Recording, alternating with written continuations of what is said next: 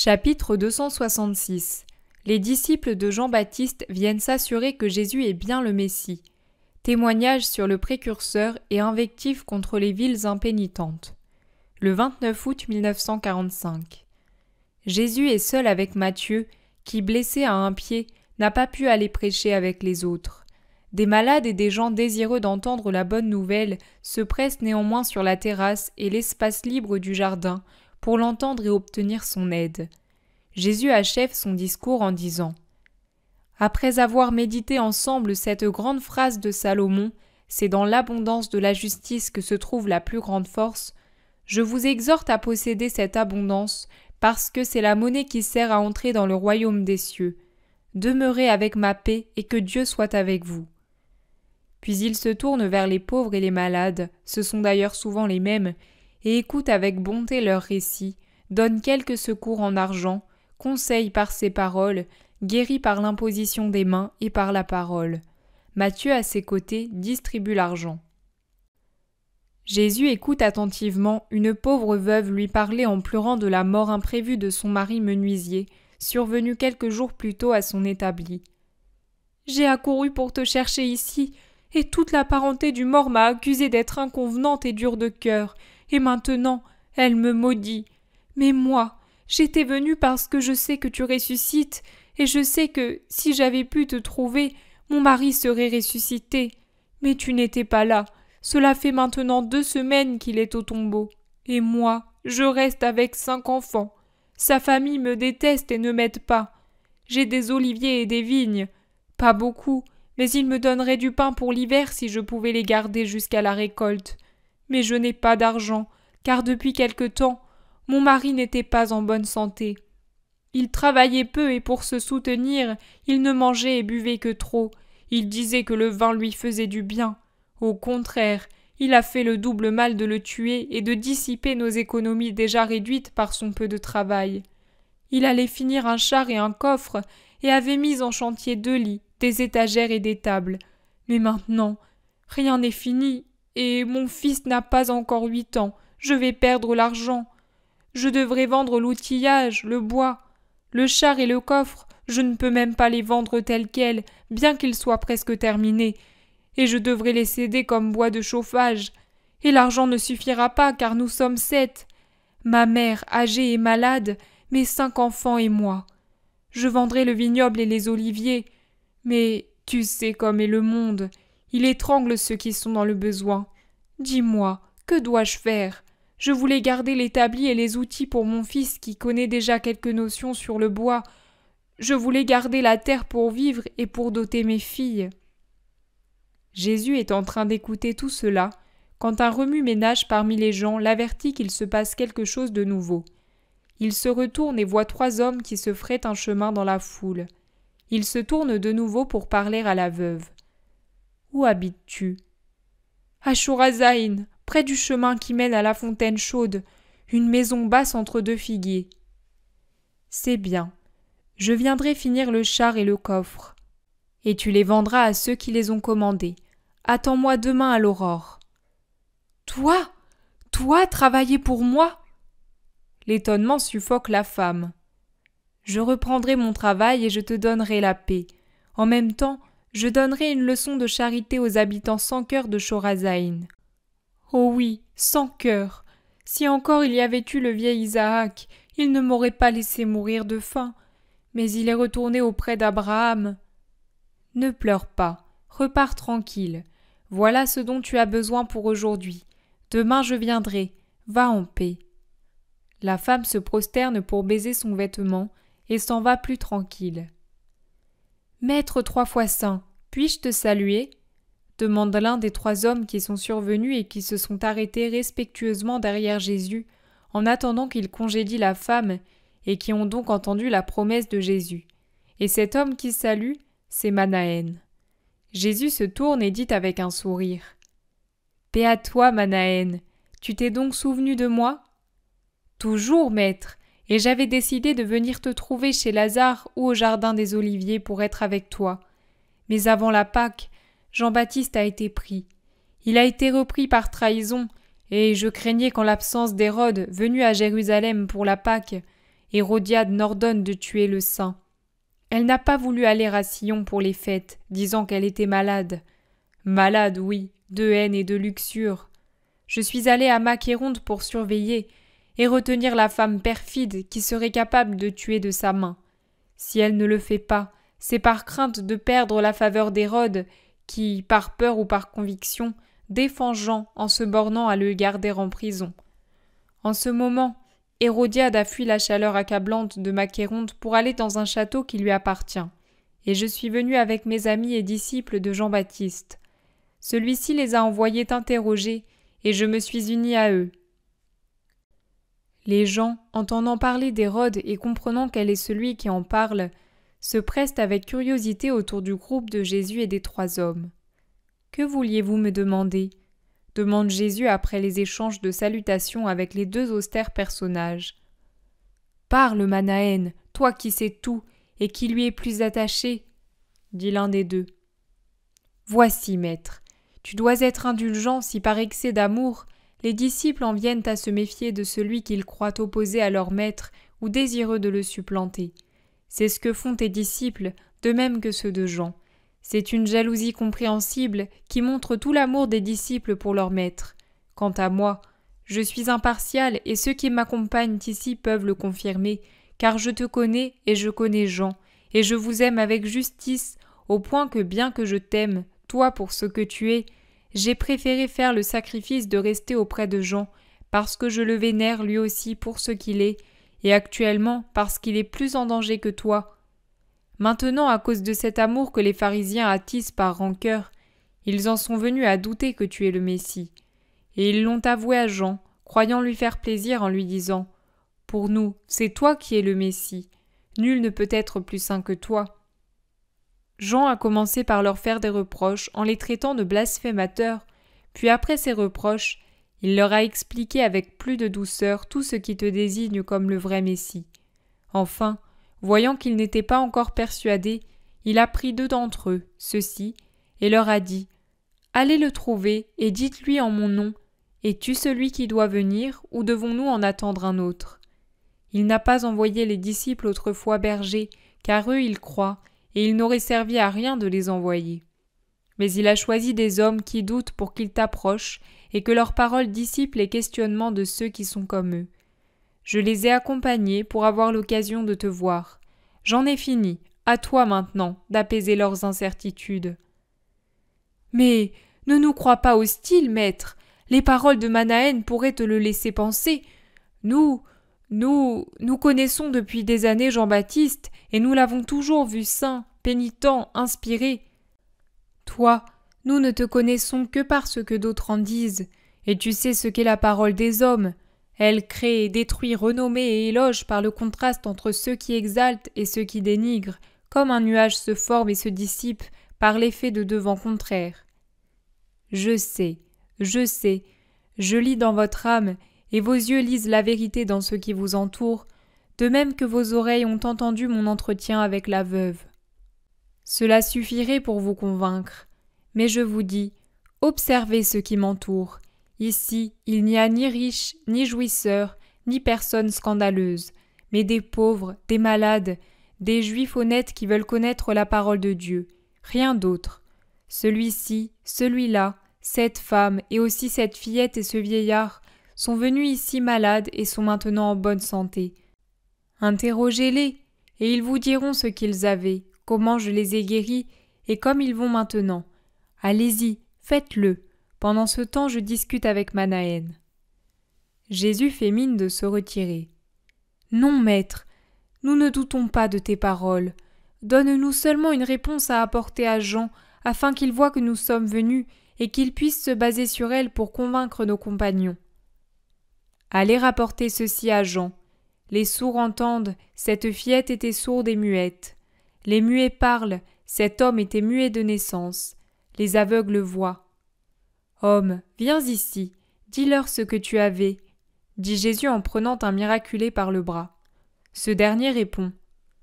Je suis maçon, et un seau plein de chaux vives m'est tombé sur la figure et m'a brûlé les yeux. Depuis 4 ans, j'étais dans les ténèbres.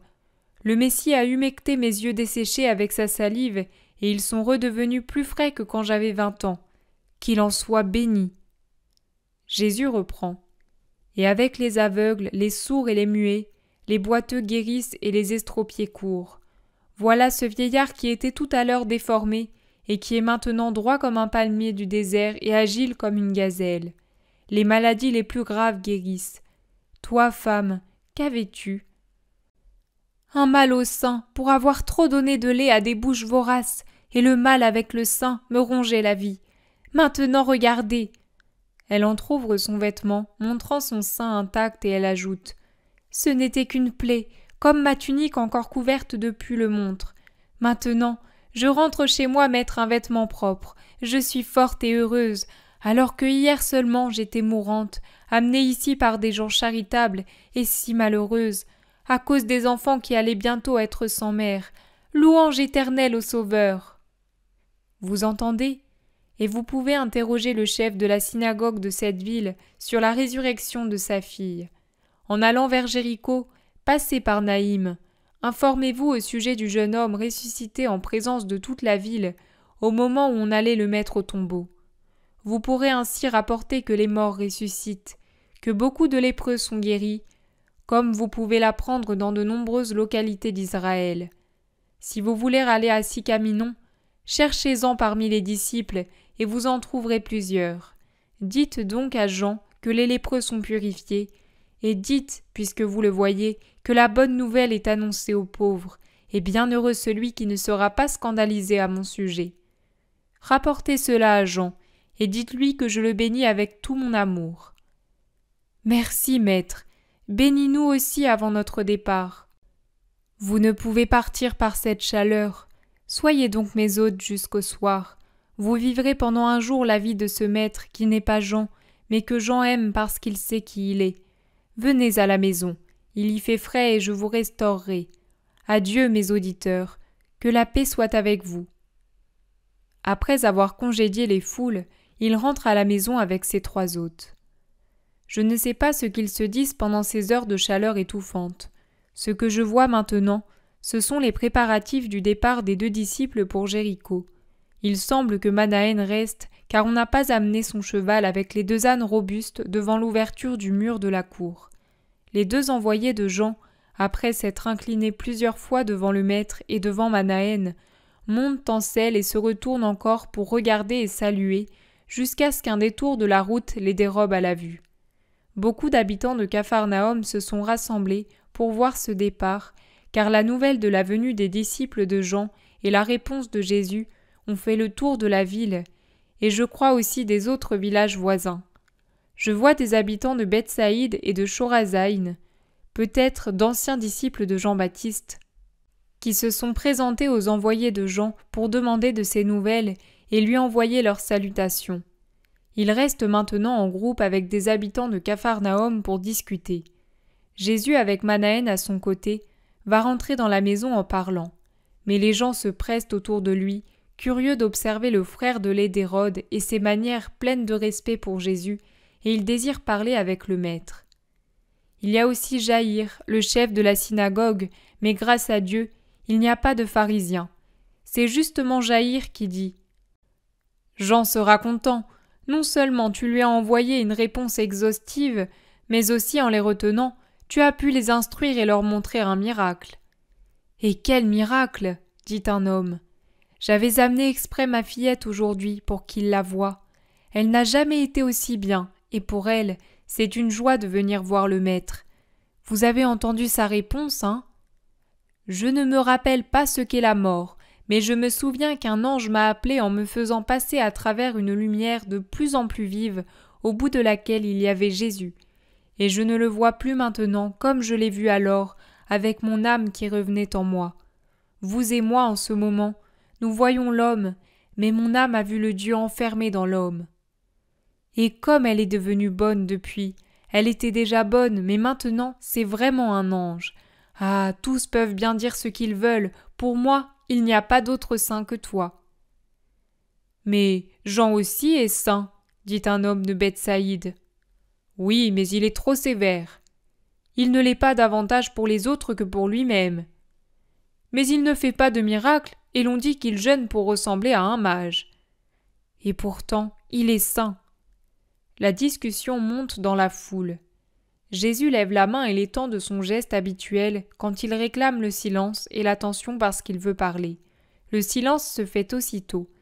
Jésus dit « Jean est saint et grand. Ne regardez pas sa façon de faire ni l'absence de miracles. En vérité, je vous le dis, c'est un géant du royaume de Dieu. C'est là qu'il apparaîtra dans toute sa grandeur. » Beaucoup se plaignent de ce qu'il était et reste, sévère jusqu'à en paraître dur. En vérité, je vous affirme qu'il a fait un travail de géant pour préparer les voies du Seigneur. Et celui qui travaille ainsi n'a pas de temps à perdre en mollesse. Quand il était au bord du Jourdain, ne citait-il pas les paroles où Isaïe l'annonce, lui est le Messie ? Toute vallée sera comblée, toute montagne abaissée, les voies tortueuses seront redressées et les escarpements aplanis, et cela pour préparer les voies au Sauveur et Roi ? Mais en vérité, il a fait, lui, plus que tout Israël pour me préparer le chemin. Et celui qui doit abattre les montagnes et combler les vallées, redresser les routes et rendre douces les montées pénibles, ne peut que travailler avec rudesse. C'est qu'il était le précurseur, et il ne me devançait que de quelques lunes. Or tout devait être fait avant que le soleil ne soit au plus haut sur le jour de la rédemption. Ce jour est arrivé. Le soleil monte pour resplendir sur Sion, et de là sur le monde entier. Jean a préparé la route comme il le devait. Qu'êtes-vous allé voir dans le désert? Un roseau agité par le vent dans toutes les directions? Qu'êtes-vous donc allé voir? Un homme vêtu de façon délicate? Mais cela habite dans les demeures des rois, accoutré de vêtements somptueux et servi avec respect par 1000 serviteurs et courtisans, et ils sont eux-mêmes les courtisans d'un pauvre homme. Il y en a un ici.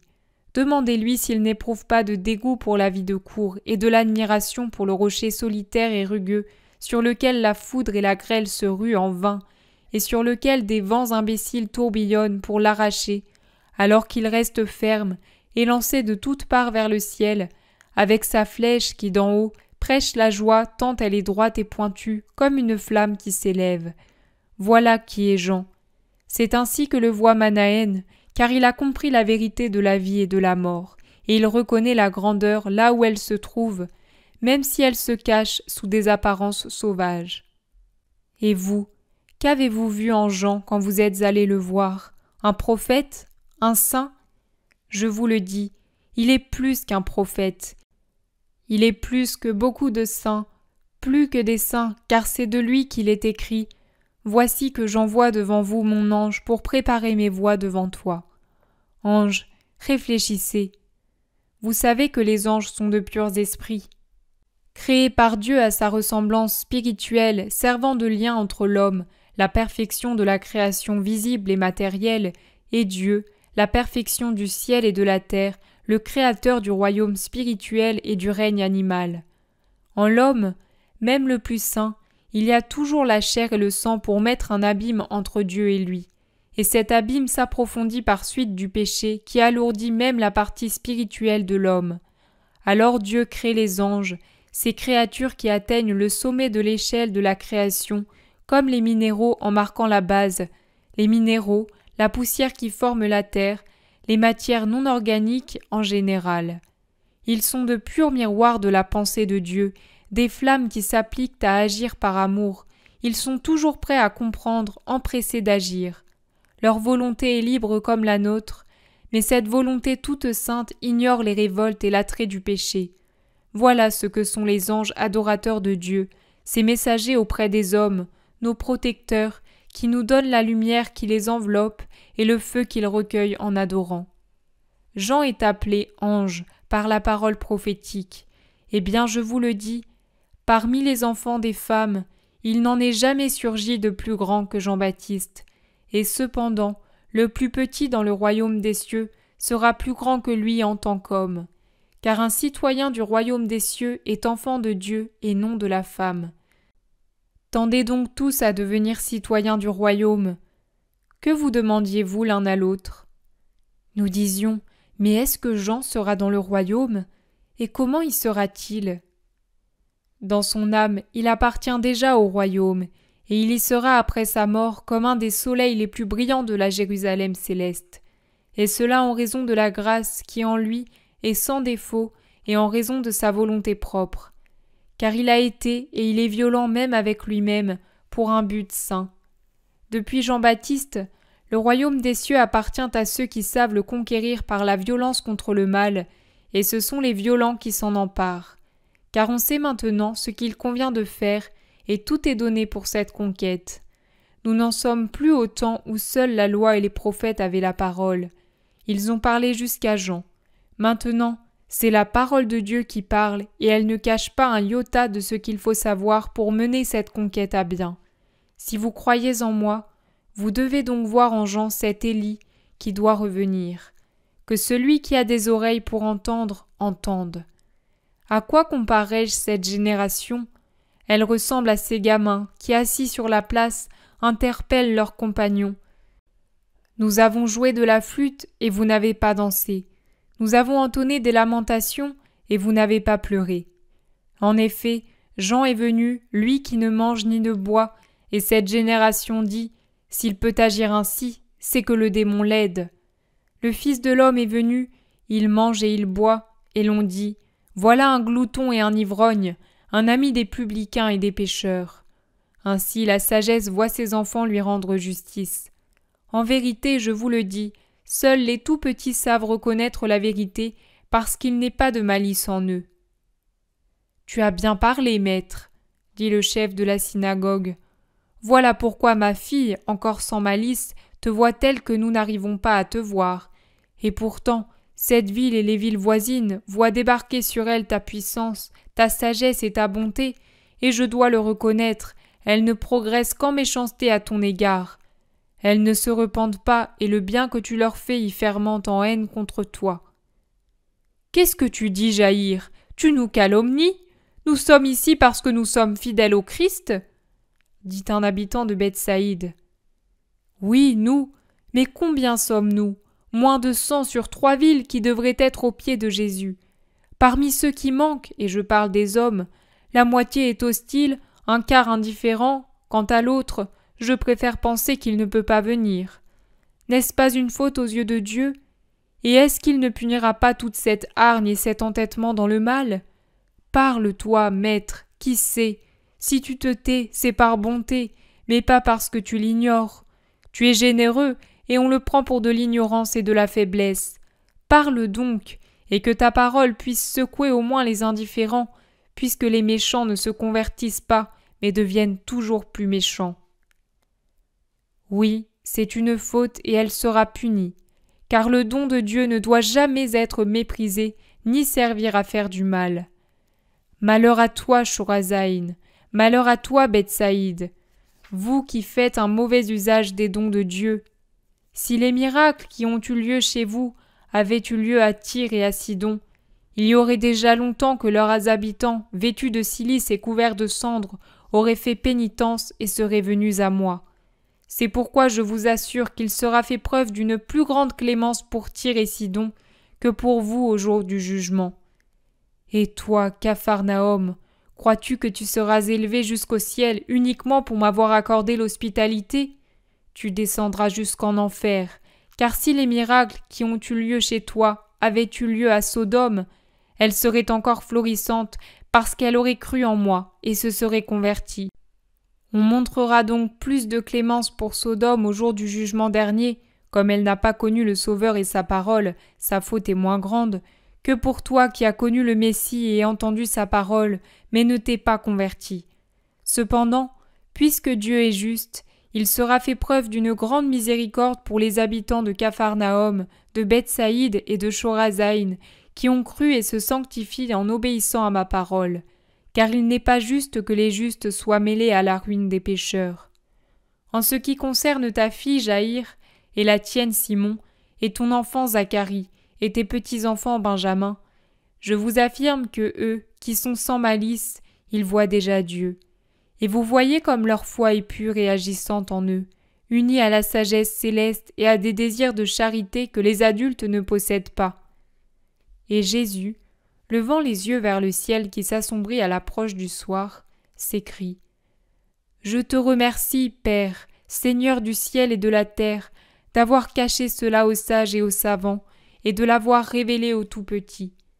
Il en est ainsi, Père, parce que tel a été ton bon plaisir. Tout m'a été remis par mon Père, et nul ne le connaît si ce n'est le Fils, et ceux auxquels le Fils aura voulu le révéler. Et moi, je l'ai révélé aux petits, aux humbles, aux purs, car Dieu se communique à eux. La vérité descend en eux comme une semence sur des terres libres, et le Père fait pleuvoir sur elles ses lumières, afin qu'elles s'enracinent et produisent une plante. Le Père prépare les âmes de ses petits, petits par l'âge ou du fait de leur volonté, pour qu'ils connaissent la vérité et que j'aie la joie de leur foi.